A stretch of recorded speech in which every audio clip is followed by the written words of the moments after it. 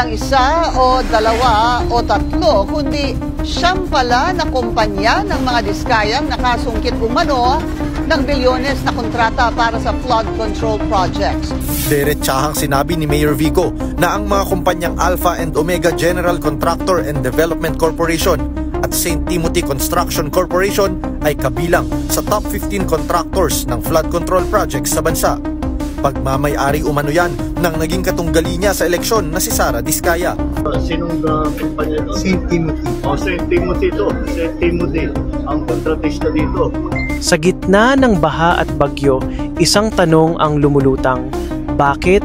Kahit bilyon-bilyong piso ang ginasto sa flood control, baha pa rin ang Metro Manila? The answer lies in a web of power, money, and political connections. This is the story of Sara and Curly Diskaya, a couple who rose from rags to riches, allegedly riding the wave of corruption under former President Rodrigo Duterte. Pero paano sila umangat? At bakit ngayon ay nasa hot seat sila dahil sa substandard na proyekto? Let's uncover the truth. The DPWH will immediately submit to me a list of all flood control projects from every region that were started or completed in the last 3 years. Second, the Regional Project Monitoring Committee shall examine that list of projects and give a report on those that have been failures, those that were not finished, and those that are alleged to be ghost projects.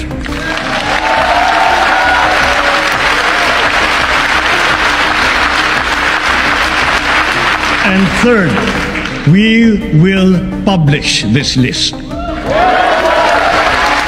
Noong panahon ni dating Pangulong Rodrigo Duterte, ang utang ng Pilipinas ay dumoble, higit pa sa lahat ng naunang presidente combined. Pero habang tumataas ang utang, may mga pamilya at negosyante na biglang yumaman.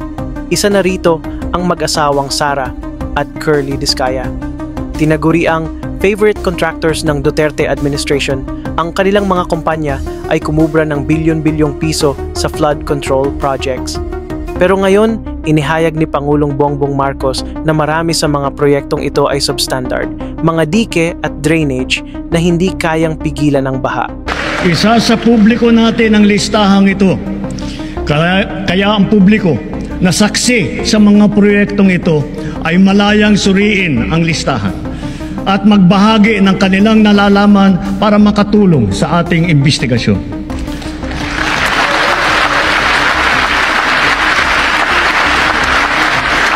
At the same time, there will be an audit and performance review regarding these projects to check, to make sure, and to know how your money was spent. Pasig City, Mayor Vico Soto dropped a bombshell in August 2025. Two companies owned by the Diskaya family, St. Gerard Construction and St. Timothy Construction, were among the top 15 contractors that bagged a staggering 545 billion pesos in flood control projects. Pero hindi lang iyon. Ayon sa bagong website na nagtutok sa flood control projects, ang St. Gerard ay humawak ng 23 proyekto na nagkakahalaga ng 2.28 bilyon. Habang ang St. Timothy ay may 100 proyekto na nagkakahalaga ng 7 bilyon at 2 milyon. At ang Alpha at Omega General Contractor na pinamumunuan ni Sara Diskaya ay may 100 proyekto rin na nagkakahalaga ng 7 bilyon at 16 na milyong piso. That's over 16 billion pesos in contracts. Pero ang tanong, saan napunta ang pera kung ang baha ay hindi pa rin napipigilan? Siyam pala na kumpanya ng mga diskayang nakasungkit umano ng bilyones na kontrata para sa flood control projects. Unang umingay ang kanilang pangalan nang makalaban si Pasig City Mayor Vico Soto sa May midterm elections. Narito ang agenda report ni Joash Malimban.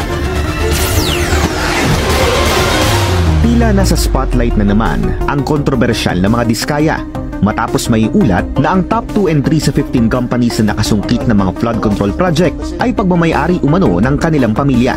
Yan ang Alpha and Omega General Contractor and Development Corporation na na-awardan ng halos 7.5 billion pesos worth of flood control projects mula 2022. At ang St. Timothy Construction Corporation na naka-corner ng 7.3 billion pesos worth of contracts. Sa labas ng top 15 companies na inilahad ni PBBM, matatanda ang pagmamay-ari rin ng mga diskaya ang St. Gerard Construction na base sa sumbong sa Pangulo website nakatanggap din ng 2.3 billion pesos worth of contracts sa flood control. Kung susumahin ang kinita ng tatlong kumpanya, aabot sa 17.1 billion pesos ang natanggap ng mga diskaya mula sa pamahalaan. Si Pangulong Marcos mismo ang nagmalaki ng katotohanan. Sa kanyang inspeksyon noong Agosto 2025, tinawag niyang ghost projects ang ilang flood control projects na hawak ng Diskaya-linked St. Timothy Construction sa Bulacan. Sinong kumpanya ito? St. Timothy. St. Timothy to. St. Timothy ang kontratista dito. Kaya titingnan natin kailangan pasagutin natin kung bakit ganito ginawa nila. Mas mabuti pa, dapat pumunta sila rito, pakita nila gano'ng kahirap ang buhay na binigay nila sa mga kababayan natin. Di ba, kaya gagawin namin ngayon na naalaman na namin. Mabuti nga yung website nandyan at marami nang nagsusumbong. Substandard ang kalidad at maraming proyekto ang parang inabando na. Dahil hindi pwedeng ganito ang pera. This has been going on for years. Kailan inumpisa nito? Kailan na itong dahil? Ay, nako. Mapatawag po ba natin yung St. Timothy? No. Lahat ng kasama kung sa tapos intertrace natin saan nanggaling itong mga programa. Pero bakit kaya natin ito nararanasan? Ang sagot ay nasa koneksyon sa Duterte administrasyon na nagbigay daan sa kanilang pagyaman. President Rodrigo Duterte orders police and soldiers to shoot residents causing trouble during the government's lockdown put in place to contain the spread of the novel coronavirus. The Duterte years were marked by allegations of cronyism, and the Diskayas are a textbook case. Their companies, St. Gerard, St. Timothy, and Alpha and Omega, secured billions in contracts, allegedly through their cozy ties with Duterte's allies. Credible media reports reveal that 9 Diskaya-linked companies raked in 31.6 billion pesos in flood control contracts since 2022 alone. Pero walang malinaw na ebidensya ng personal na relasyon kay Duterte. Ang tanong, paano sila naging favorite contractors ng administrasyon? Was it pure business savvy or something more sinister? Ipinakita ng mag-asawang Sara at Curly Diskaya ang nasa 40 sa may 100 nilang mga sasakyan sa garahe sa kanilang bahay at opisina sa Pasig. Marami sa mga ito, American brand at meron silang ilang modelo na hindi makikita sa bansa. Meron din silang malapalasyong tahanan na nagsisilbing opisina ng St. Gerard Construction. Malayong malayo sa kalagayan ng buhay nila noong bago pa lang silang mag-asawa. Pero sino nga ba sina Sara at Curly Diskaya? Bago natin sila husgahan, alamin natin ang kanilang simula. Si Sara o Cesara Rowena Diskaya ay ipinanganak sa London sa mga magulang na OFW. Ang nanay ay chambermaid, ang tatay ay waiter. Born in London, Yes. England. Yes. Tama? Tama. O, ipaliwanag mo kung bakit. Yung mom ko, dati siyang OFW sa UK. And then, kinuha niya yung dad ko doon. Yun. Kaya kami doon pinanganak. Ayun. Ilan Sister kayo ko. magkakapatid? Nung time na yun, 2 kami. So, Okay. nung umuwi na kami sa Philippines, naging 3 na kami. Ayun. Tapos, ang trabaho ni nanay at ni tatay, hindi karangyaan, di ba? Hindi po. My mom was, nung dumating siya doon, chambermaid siya sa hotel. So, naglilinis siya ng mga rooms. And then yung dad ko, isang waiter sa hotel din. Yes. Lumaki siya sa hirap, nag-aral sa St. Lawrence at St. Paul's Catholic School sa London at kalaunan ay bumalik sa Pilipinas.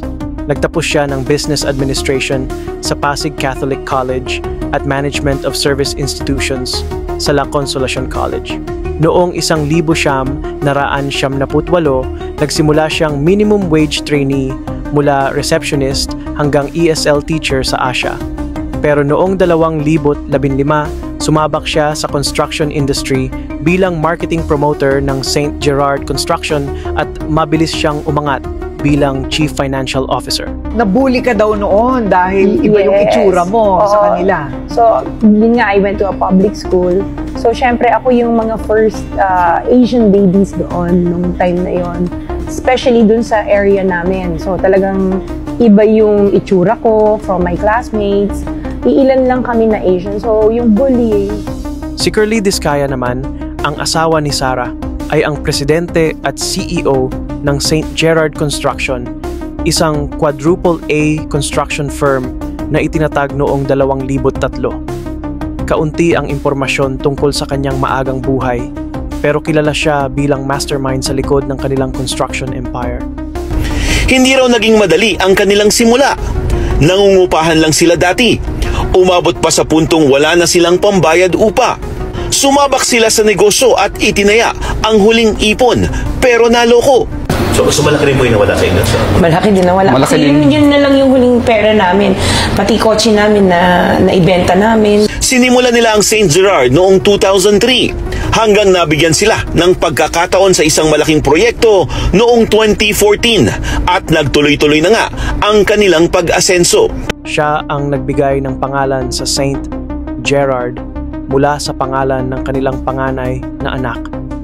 Under Curly's leadership, St. Gerard became a powerhouse, handling major infrastructure projects nationwide. Pero hindi lang St.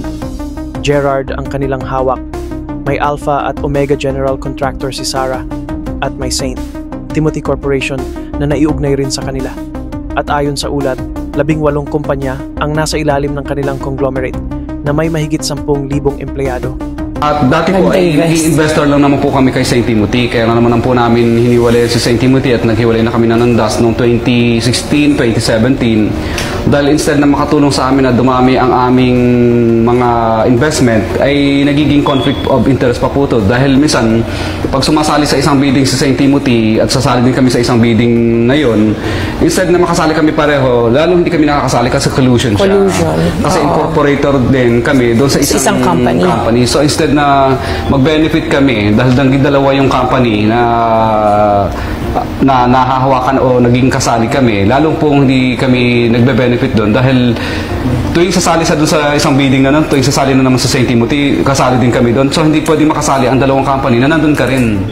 Mula sa mahirap na simula, ang mag-asawang Discaya ay ngayon may koleksyon ng 40 mamahaling sasakyan, kabilang ang Bentley, Rolls-Royce at iba pang mga luxury cars.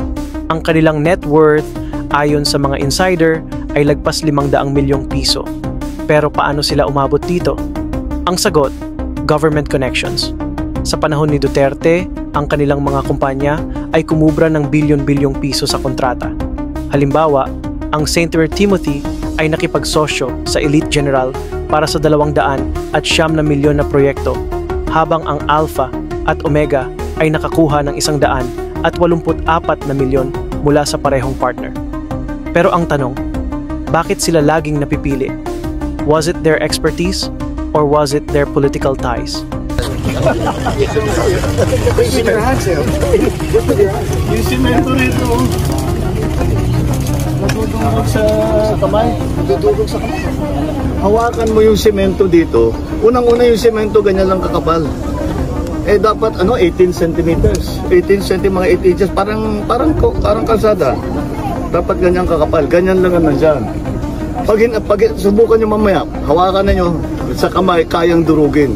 Malabnaw yung simento na ginamit. Nagtipid sa simento, nagtipid sa... Tapos, meron dapat desiltation. Dapat, doon na naman sa kontrata, desiltation, dredging, completed. Tingnan naman ninyo, paano magiging completed yun? Tingnan ninyo. May isla sa gitna. Tinutubuan na ng damo na napaka... Masukal na yan, yun. Ibig sabihin, matagal na silang hindi nagde-dredge. Although sa report namin, nagde-dredge sila. Ayan na naman. Para hahanapin natin yung sinong responsible dito sa gobyerno, sa private. At kailangan managot sila dito sa kanilang ginawa. Managot sila, huwag sila managot sa akin. Managot sila dito sa mga tao dito. Na yung mga kahirapan na dinala nila sa mga buhay nila. The Discaya's rise is a masterclass in leveraging government connections. During Duterte's term, flood control became a priority, with billions poured into dikes and drainage systems. Pero bakit maraming proyekto ang substandard? Si Mayor Vico Soto ng Pasig ay nagtaas ng red flag, lalo na sa St. Timothy Corporation.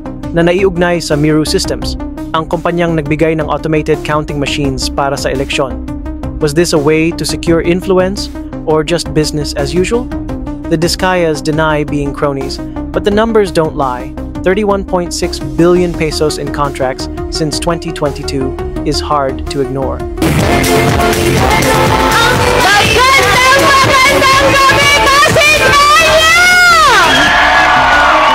This year, nagdesisyon si Sara Discaya na tumakbo bilang mayor ng Pasig City laban kay Vico Soto. Ang kanyang plataporma, gawing smart city ang Pasig, mga modernong eskwelahan, ospital at flood control systems. Pero marami ang nagduda. Ang layunin ba ay public service o para protektahan ang kanilang negosyo? Si Vico Soto mismo ang nag-akusa na ang kandidatura ni Sara ay para itago ang mga anomalya sa flood control projects. At ang mga netizens, galit na galit. Sa isang vlog ni Julius Babao, ipinakita ng Discayas ang kanilang 40 luxury cars, pero sa halip na humanga, tinanong ng publiko, saan galing ang yaman na yan? And then of course, yung latest, your favorite? Yes, our favorite is the Rolls Royce. Yes, the Rolls Royce. This is the Cullinan. So, yung Cullinan, SUV siya ng Rolls Royce. Pero, ang kaya lang iupo nito sa likod, 3. And kaya ako ito binili. Lang sa loob. Malaki siya. Kasi parang... For comfort siya eh. Kasi malawak yung kilusan mo. Yes. Interior siya ng Hermes Orange. Oo. So, yan yung kulay ng Hermes. Tapos may skylight siya sa taas. Para may mga stars. Yes. Sara's mayoral bid was a flop. Vico Soto won in a landslide, proving Pasigueños valued integrity over flash. Landslide win para kay re-electionist Pasig Mayor Vico Soto. Opisyal nang naiproklama si Soto para sa kanyang third and final term. Ang kanyang katunggali na si Sara Discaya tanggap na raw ang pagkatalo sa eleksyon. Pero ang laban hindi pa tapos. Ang mga substandard na proyekto ng Discayas ay patuloy na sinisiyasat. Si Pangulong Marcos ay nangako ng masusing investigasyon at ang publiko ay naghihintay ng sagot. What possible excuse do they have for not doing this? Hindi ko maisip. Dredging pala pa. Tapos, eto pa, lahat ng flood control may kasamang dredging at saka desiltation. Mapatawag po ba natin yung St. Timothy? No. Lahat ng kasama kung sa tapos ite-trace natin. Were the Discayas just savvy entrepreneurs, or were they Duterte's cronies who profited while the nation drowned in debt and floods? Aabot sa halos 31.6 billion pesos o mahigit 6% ang flood control projects na posibleng hawak ng pamilyang Discaya sa buong bansa. Base yan sa datos na nasa Sumbong Pangulo website. Ang masama rito, marami sa mga proyektong hawak ng kanilang pamilya. Tila wa-effect daw pagdating sa flood control. Ang kwento ng pamilya Discaya ay isang paalala. Ang kapangyarihan at koneksyon ay maaaring magpayaman, pero ang tunay na serbisyo ay nasusukat sa resulta. Habang ang Pilipinas ay nahihirapan sa baha at utang, ang mga tulad ng Discayas ay nasa ilalim ng mikroskopyo. Sino ang susunod na mahuhuli? Abangan ang susunod na kabanata ng ating investigasyon.